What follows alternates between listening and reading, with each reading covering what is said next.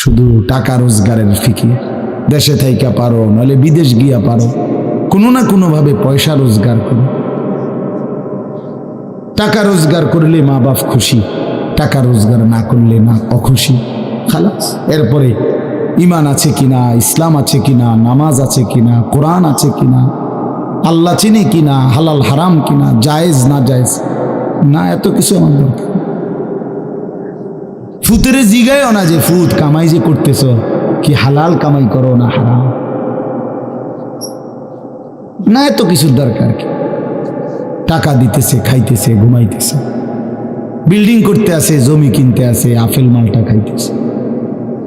এক ছেলে আমারে নিজে বলছে, আমি সবার ব্যাপারে বলি না, এক ছেলে আমারে নিজে বলছে, হুজুর আমি একটা দেশের নাম বলছে, যেই দেশে আমার কর্মটা ছিল, চলে আসছে ওই দেশ থেকে।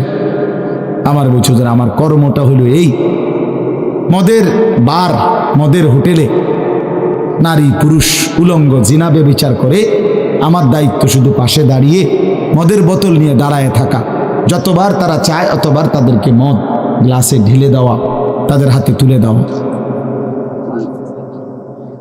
এর বিনিময়ে আমার মাসে বেতন 2 লাখ টাকা। মুসলমান, মুসলমান, মুসলমানের সন্তান, বাংলাদেশের সন্তান। তো এই টাকা যখন বাবা খাচ্ছেন, বিল্ডিং করতেছে, কোনো টেনশন নাই। আমি আবারও বলছি, আমি সবার জন্য বলি না, ওই বলছে দেখে অট্টা কইছি, কথা বুঝছেন না? আমি তো নাম ঠিকানা বলি না। হে আত্মীয়তার আইয়ুহাল কাতি', আত্মীয়তার সম্পর্ক ছিন্নকারী ব্যক্তি, আসো। এই জন্য ভাইয়ের সাথে যুদ্ধ করছো, বোনের সম্পদ নষ্ট করছো, চাচারে সম্পত্তি দাও নাই, এই জন্য, এই দুনিয়ার জন্য নাও, এখন না, এখন যা লাগে নাও। এইভাবে প্রত্যেক নাফরমান পাপীকে, হে হারামখোর সুদ করে দিগা, এখানে টাকা যা লাগে নে, নে বাটপার, এখান থেকে টাকা নে, কি পরিমাণ টাকা দরকার ছিল তোর, নে। এইভাবে রাসূলুল্লাহ সাল্লাল্লাহু আলাইহি সাল্লাম বলেন, দুনিয়ার এই সম্পদগুলো কথা বলবে আর ডাকবে, ডাকলে মানুষ, আচ্ছা এটা তখন কেরম লিখবো, কথা বুঝেন নাই? এডিজন কথা বলবে, ডাকাডাকি করবে, মানুষ কি বলবে? লোকেরা তো সবাই দাঁড়াইছে, মানুষও তো দাঁড়াইছে, তারারই তো ডাকতেছে, তো তারা কি বলবে? ওয়াকালাল ইনসানু মা লাহা, আল্লাহ নিজেই বলতেছে, লোকেরা তখন মানুষগুলো বলবে মা লাহা, এটা কি হলো, আরে এইটা কি কারবার, এগুলো কথা বলে কেমনে, এগুলো কি কয়, এরা আমার চিনলো কেমনে, আমি যে সিটার, আমি বাটফারে চিন্তা লাগলো, ইন্নালিল্লাহ, একের পুরা ধরা অনবিচার আচার কিছুই শুরু হয়েছে না, এখনই বেজ্জুতি, বাকিটা তো অবস্থা খারাপ। মানে অর্থাৎ মানুষগুলো অবাক হয়ে বলবে মা লাহা, কি হলো জমিনে, কি হলো এগুলোর, এরা এমন করছে কেন, এরা কথা বলছে কেন? আল্লাহ বলেন ইয়াউমাইদিন তুহাদ্দিসু আখবারাহা, আল্লাহ তাআলা বলেন, বান্দা হে কি দেখছো হবে, এই মাত্র দেখলা স্বর্ণ রৌপ্য টাকা পয়সা কথা বলে, এখনে না দেখবা আসল খেলাটা। ইয়াউমাইদিন তুহাদ্দিসু আখবারাহা, আল্লাহ বলেন এখন দেখবা সরাসরি এই হাসরের মাঠে তোমার সামনে, তোমার পায়ের নিচের জমিন, তোমার পুরা জিন্দেগির কথা, তোমার যত তথ্য, ভালো কিংবা মন্দ, নেক কিংবা গুনাহ, তোমার সমস্ত কিছু রাতের কিংবা দিনের, একাকী কিংবা প্রকাশ্যের, গোপন কিংবা আড়ালের, আল্লাহর কসম জমিন সবটা এখন তোমার সামনে বলে দিবে। ইয়াউমাইদিন তুহাদ্দিসু আখবারাহা, রব্বুল আলামিন বলেন জমিন সবটা কথা বলে দিবে, ভালোটাও মন্দটাও, আলোটাও অন্ধকারেটাও, একাকীও অন্ধকারেও, প্রকাশ্যেও সবার মাঝেও, সব বলে দিবে। রাতের চুরি বলে দিবে, রাতের তাহাজ্জুদটাও বলে দিবে, মদের আড্ডার কথাও বলে দিবে, জুয়ার আড্ডার কথাও বলে দিবে। সারা রাত যুবক উলঙ্গ ছবি দেখেছ, আল্লাহর কসম সেটাও বলবে। যে যুবক মালিকের সেজদা দিয়েছে সেটাও বলবে।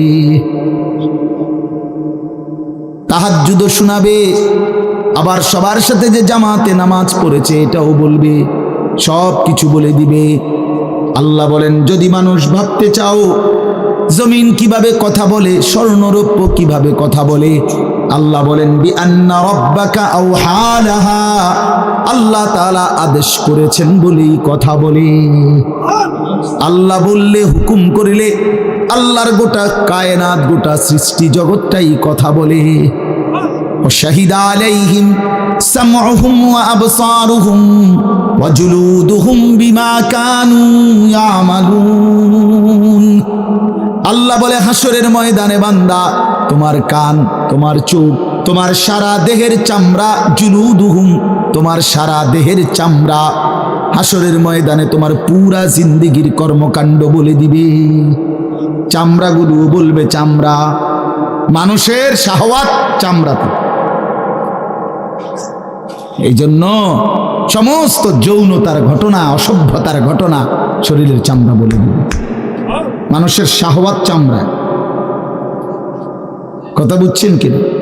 হ্যাঁ, চর্মে, চামড়ার মধ্যে শাহওয়াত, কামনা, বাসনা, যৌন চাহিদা। এই জন্য যত লোক দেখবেন বিভিন্ন হসপিটালে, যত ডাক্তার চর্মরোগের ডাক্তার, তত লোক যৌন রোগেরও ডাক্তার। হ্যাঁ হ্যাঁ, চর্ম ও যৌন রোগ বিশেষজ্ঞ। এটা একই বিষয়, একই চ্যাপ্টার। চামড়া মানে আল্লাহ তাআলা বলেন, তোমার চামড়া বলে দিবে কত রাত, কত দিন নারীর প্রতি অবৈধ আগ্রহ, অস্থিরতার, বেহায়াপনার, অসভ্যতা করেছিলে।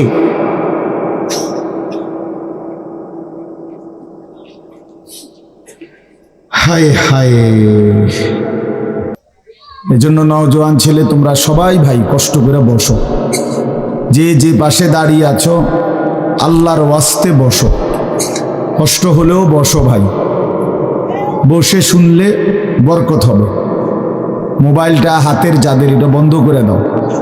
হাতে ধরা যেই মোবাইলগুলো, এগুলো বন্ধ করে দাও ভাই, এগুলো নামায়ে ফেলো।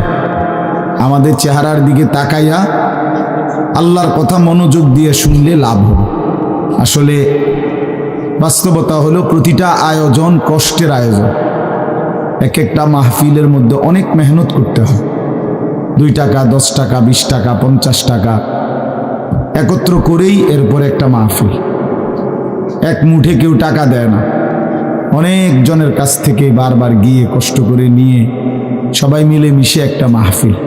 প্যান্ডেল, মাইক, পোস্টার, হ্যান্ডবিল, বক্তা, দাওয়াত দেওয়া, ঠিকমতো আসা, মেহমানদারি, আপ্যায়ন, সব মিলাইয়া অনেক কিছু, অনেক কাজ থাকে, অনেক পেরেশান। আমার মাদ্রাসায় আগামী 14ই ডিসেম্বর মাহফিল। তো গত 1 মাস থেকেই এই পরিকল্পনা, এটা হবে কোথায়, ওইটা হবে কোথায়, বক্তা বসবে কোথায়, শ্রোতা বসবে কোথায়, প্যান্ডেল হইলে কোন দিক দিয়া, এই কত কিছু যে লিখছি আমরা। তো এতে বোঝা যায় যে অনেক কিছু। এই সবটুকু কষ্ট করে যদি শুধু কেবল আসলাম আর গেলাম, কিছুই শুনলাম না, বুঝলাম না, কিছু গ্রহণ করলাম না, তো কি লাভ হলো ভাই? এই কষ্টের এই ইন্তেজামের মধ্যে ফায়দা কি?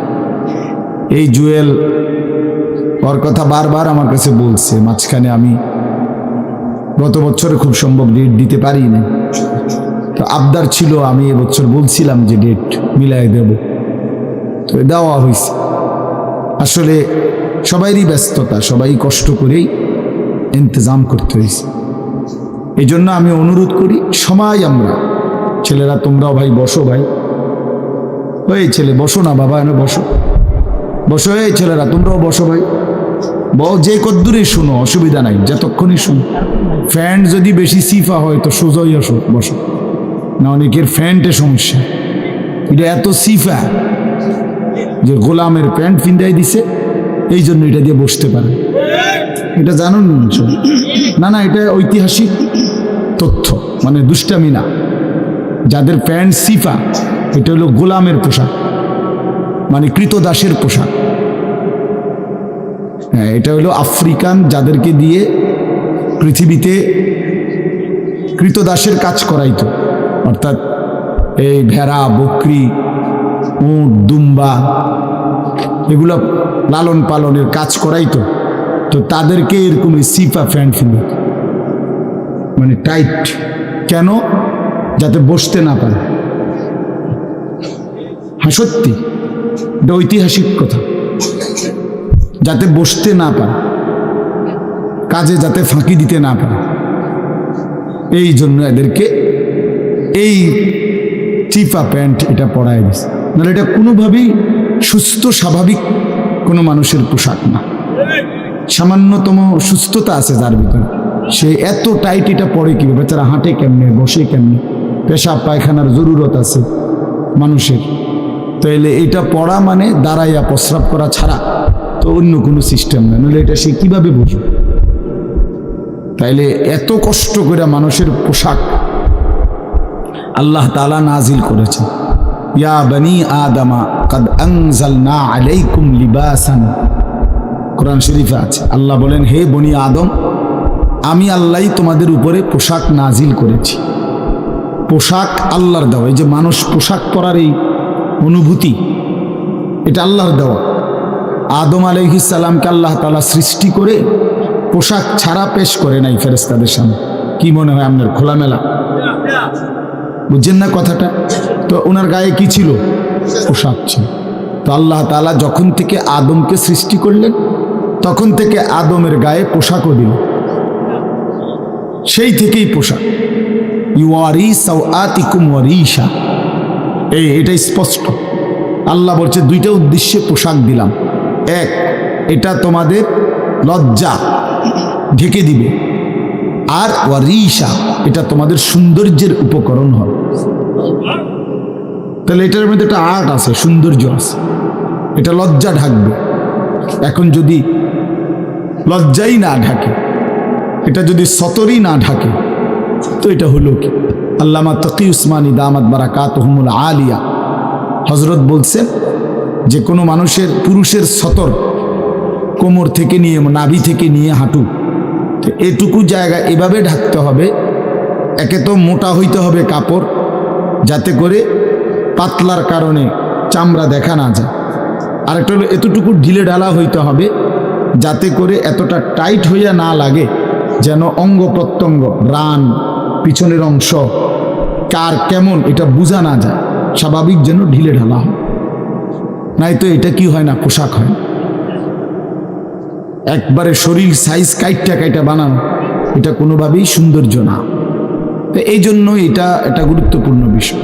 এটা বলে অনেক সময় অনেকের দেখি, এই বেচারা আমাদের সাথেও কোনো সময় দেখা করতে আসলে মাদ্রাসায়, মনে করেন মাহফিলের দাওয়াত দিতে আসছে, অথবা এমনি দেখা করতে, তো আমাদের তো নিচে বসতে হয়, চেয়ার টেবিল নাই। তো এই নিচে বসতে কইলে আর বইতারান, এটারে টানতে টানতে ফ্যান যান শেষ। বেচারা নিজেও কষ্টে প্যারেশানিতে পড়ে, আমরাও প্যারেশানিতে পড়ি। এই জন্য স্বাভাবিক ঢিলে ঢালা পোশাক পরা উচিত, একটু যেন করে চলতে ফিরতে আরাম হয়। ভাই তোমরা বসতে না, তোরা এখান থেকে চলে যাও, বেটা অপদার্থ কোথাকার, যাও এখান থেকে বেটা, হ্যাঁ যাও। তোমার মতো দু চারজন শ্রোতা না হলে কি ফালতু কোথাকার। এতবার বললাম, এটা বসতে ক্ষতি কি? আল্লাহর কথা বসে শুনতে হয়। এটা এতবার একটা কথা বলতেছি, এটা যদি গুরুত্ব না হয় তো এটা কি হলো আমাদের বলেন? আল্লাহর কথা বসে শুনতে হয়, এটা তো একটা সার্কাস না। কি বলেন, এটা কি একটা সার্কাস? তাইলে কোরআন শরীফে আছে এটা। মুসা আলাইহিস সালামকে আল্লাহ তাআলা তুর পাহাড়ে জুতা খুলতে বললেন কেন? জুতা খুলে বসবার জন্য। আল্লাহর কথা বসে শুনতে হয়, জুতা খুলে শুনতে হয়, তাইলে নিজের মধ্যে পরিবর্তন আসে। আদব ছাড়া ইলম হয় না। কোরআন সুন্নাহর যে জ্ঞান, এই জ্ঞানের জন্য আদব জরুরি, অন্য পড়ার জন্য এটা এতটা জরুরি।